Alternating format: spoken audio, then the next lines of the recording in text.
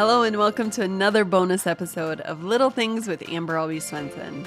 This is your reminder that you too can request your copy of Soul Care, Nurturing Your Spiritual Wellness when you give to our $155,000 challenge grant.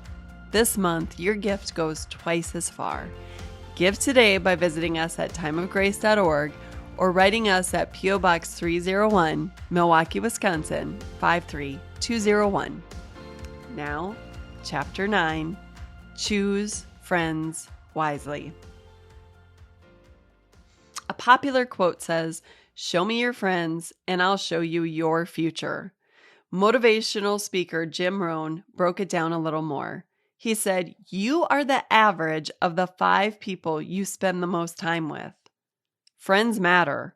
They will either inspire and encourage you or tempt you, keep you from what's important, and lead you down a path of destruction. Here again, the soul care and self-care worlds align. The secular world recognizes the importance of being careful whom you let in. If all your friends grumble, there's a good chance you will too. If your friends smoke and drink excessively, you probably do too. If you are driven, you'll likely attract driven people. Unmotivated people tend to steer clear of ambitious people. Now more than ever, we can hang out with the type of person we want to be. I've never met Time of Grace podcaster C.L. Whiteside in person, but I hang out with him often as I listen to his podcast. I follow a speech coach on Facebook. I love to listen to his videos for tips to use your voice to make an impact. 30 years ago, that would have been impossible. Today, we have access to all kinds of people with a click. Therein lies the blessing and the curse. Choose wisely, and you can learn and be inspired. Choose foolishly, and you have less time for God, and the ways of the world will become commonplace. Jesus said, "A good man brings good things out of the good stored up in his heart, and an evil man brings evil things out of the evil stored up in his heart. For the mouth speaks what the heart is full of." Luke 6, verse 45. It matters what you put in. If the news anchors / commentators fill the news with fear and rhetoric, that's what comes out when you talk to other people. If you listen to the DJs who are hilarious but make raunchy jokes and normalize excessive drinking and or drug use, chances are you'll repeat what they say or laugh about it with your friends who also listen. If you're soaking in the wisdom of a political commentator who trashes everything those in office do, my guess is you will be pretty upset and use every opportunity to mention how bad life is with those people in power. The Apostle Paul said, "It is shameful to even mention what the disobedient do in secret." Ephesians 5:12. Shameful. Not celebrated, not condoned, not given the wink and smile. God's ways will either be archaic and insane or the path of life depending on whom you are around and who is doing the talking. We don't have to listen just because it's on TV. We can turn the phone off. We can listen to a Christian podcast instead of a political one.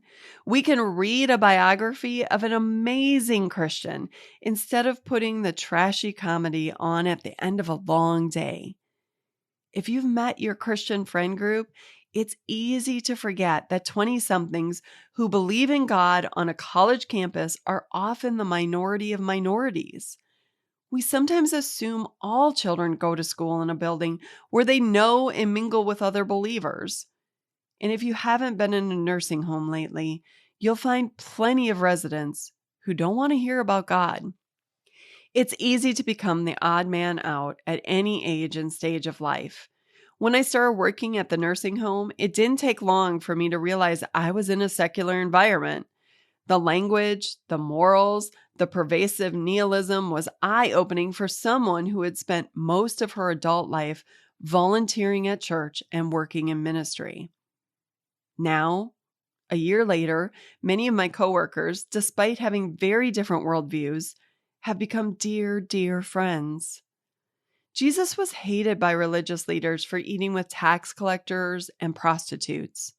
He ate with them and spent time with them and treated them with love. He didn't change his ways because of them, and he didn't condone the way they lived. In fact, when he was questioned for doing so, this was his response: "It is not the healthy who need a doctor, but the sick. I have not come to call the righteous, but sinners." Mark 2, verse 17. When we become friends with the people of the world, whether it's a neighbor, a coworker, our in-laws, or the person who's always on the bus, choices have to be made. How will we respond when we're advised to embrace self-care, to zone out, to get something expensive for ourselves, and concentrate on us because we deserve it and life is short? How do we meet the exhaustive comments about the economy, which we aren't dwelling on, because we trust God for daily bread? God gave us his word, so we realize this is nothing new. In the book of Genesis, we're given the account of Joseph, who was taken from his homeland to Egypt. By the time his brothers arrived 13 years later, Joseph looked Egyptian, sounded Egyptian, and fit into the Egyptian culture. He didn't have a band of Hebrew brothers to hang around with. He looked the part, but still knew and depended on God, and was able to comfort his brothers with forgiveness and reassurance. Daniel, Shadrach, and Meshach, and Abednego stood out as Jews in the Babylonian government, and they were despised for it. Though they were wise and used their efforts for the good of the kingdom, their reverence for God put them in a blazing furnace and in a lion's den. Jeremiah was hated. Elijah was hunted. Elisha was surrounded by enemy forces. John the Baptist, some of the disciples, and the Apostle Paul met their earthly end at the hands of those who vehemently determined to rid the earth of the name of Christ. There may be plenty of times we're accepted and part of the group. There will be other times that our faith will not allow us to participate in the discussion. Always, our attitude and work ethic and language should testify that we are Christians. Maybe they will think that we're a little off. Maybe we're fine as long as we don't bring God into the conversation. But maybe when things go sideways, they will ask what we think. And in that moment, we may have opportunity to point to God, who is on the throne above every situation. What do you and I do if we find ourselves alone as Christians? Early in my marriage, I found myself in that situation. Every time I became close friends with someone, they moved away. Each time was a differing degree of devastating. Finally, I decided God would be my best friend. I dug into his word. I listened to Christian music and Christian radio. Through the years, I've become quote-unquote friends with several people in ministry. Nancy DeMoss Walgemuth, Alistair Begg, and other radio personalities have been my companions in the car or while making dinner. Christian musicians like 10th Avenue North and the David Crowder Band kept me company on many of my early ministry trips. These days, it's usually Phil Wickham. None of these people know me by name, but they've ministered to me and been another person trusting God through the struggles of life. You too can choose. Who are the voices you want to hear? As a Bible study leader, I'm biased. But in my opinion, the best way to make real flesh and blood Christian friends is to study the Bible together. 17 years ago, my husband and I joined an in-home Bible study. Well, that's not entirely true. I joined it and made him go. Though he wasn't super excited initially, it didn't take long till he was all in. The people in that study quickly became our dearest friends. We shared life, prayed for one another, encouraged, supported, grieved, and celebrated together. I've led Bible studies at 2 different churches in town and led online classes with participants from all over the country. Being in the Word bonds. Praying together bonds. Hearts open to the Word quickly become open to each other. If you are a Christian feeling alone in the world, find or start a Bible study. If you want a topical study and need materials, visit timeofgrace.org/store. Typically, I study a book of the Bible. I use my trusted commentaries for background information and to make sure I know what the text says, and then I ask questions about how the text relates to life today. A year ago, my husband and I started our own in-home Bible study. We handpicked a few friends, and for whatever reason, I chose to study the book of Judges. Judges recalls a time in Israelite history when they had already taken possession of the land of Canaan, but they didn't yet have a king.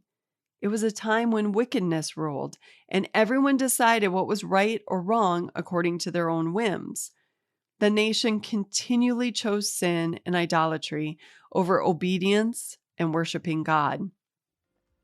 We've been astounded at the lessons God has taught us as we've made our way through that book. I'm not sure why it's surprising to say that. God put the book of Judges in the Bible, knowing we needed it. I've just finished a 7-week series going through the book of Esther on my podcast, Little Things. There too, God has reminded me of so many truths relevant to where I am right now. You might be able to be a loner Christian, but that's not the way God intended us to do life. The Trinity, the very essence of God, is community.